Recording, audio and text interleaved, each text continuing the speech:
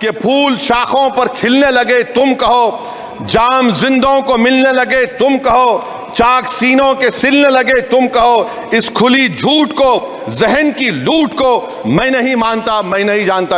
133 करोड़ इंसानों, जिंदगी से बेगानों, सिर्फ हुक्मरानों ने हक तुम्हारा छीना है।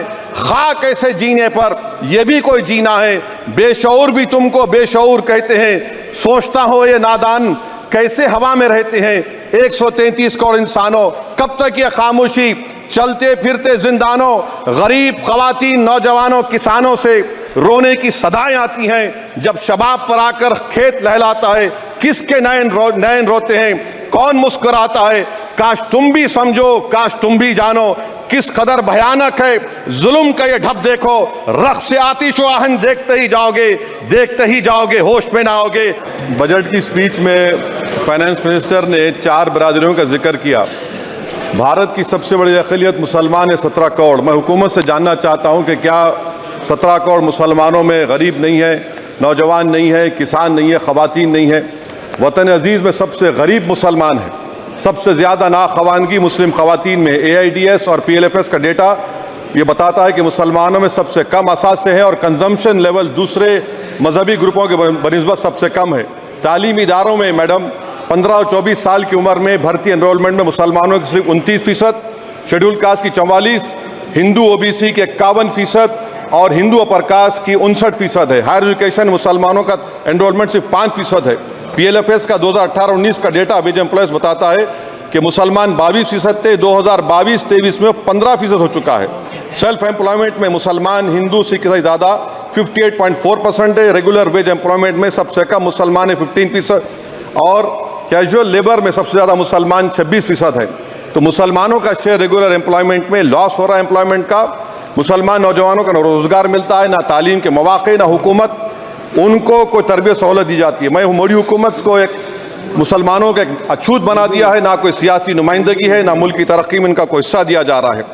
मैं मैडम माइनॉरिटी वेलफेयर मिनिस्ट्री में 2023-24 में 38% की बजट में कमी कर दी गई, 5,000 से 3,000 करोड़ कर दिया गया। इस साल के बजट में सिर्फ चंद 100 करोड़ का इजाफा किया गया, मगर 23-24 के बजट के लेवल पर पैसे मुख्तसर नहीं किए गए।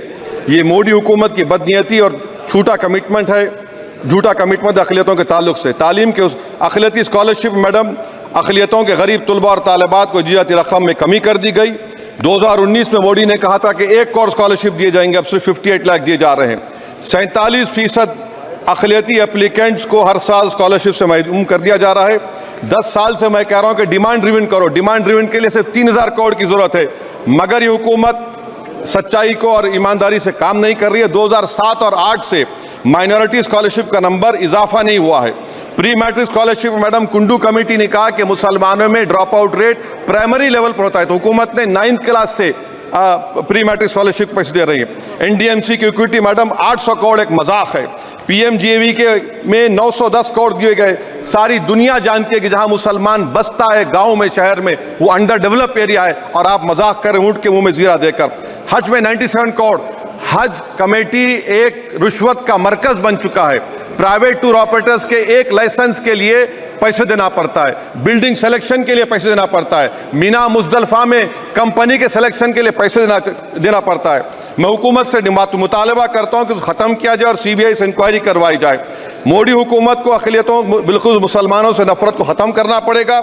मुसलमानों को उनका दस्तूरी हक मिलना चाहिए। आप कैसे विकसित भारत बनाएंगे अगर 17 करोड़ मुसलमान नफरत करेंगे। मैडम पूरी स्पीच में फाइनेंस मिनिस्टर के बच्चों का जिक्र नहीं है। आज हमारे देश में 66 लाख बच्चे रोज भूखे सोते हैं।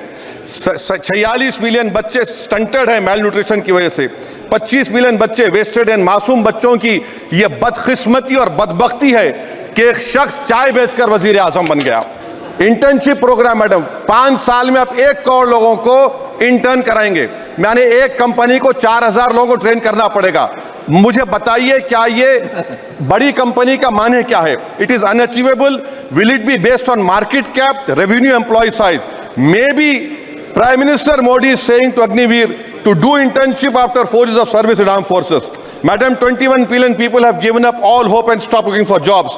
This brings down to 9% eligible population that is either employed or they are looking for jobs. Maybe finance minister can introduce a berozgar tax and tax unemployed as well. No significant increase for social welfare, healthcare. It looks like Prime Minister Modi is saying देश की middle class की संपत्ति पर पहला हक हमारे alliance का है. In real terms, when adjusted to inflation, the allocation of health ABPMJ has declined. Modi is saying he said heal in India during G20. The reality is India is hurting. Madam, this government wants to increase FDI from China. Is the Prime Minister not concerned that our armed forces cannot patrol 26 patrolling points out of 65 in Ladakh? Maybe the Prime Minister wants the Chinese monopoly Indian markets. Import from China have crossed 101 billion 2024. Prime Minister Modi says Khelo India, but in reality the budget has shown that Modi government policy is Jhelo India. गरीब, middle class, farming, city dwellers, men and women, सब मोदी को झेल रहे हैं. Madam, in the current financial year, in February 15,993 MSMEs have been closed. Total MSCs closed have 35,680. Andhra Pradesh bifurcation.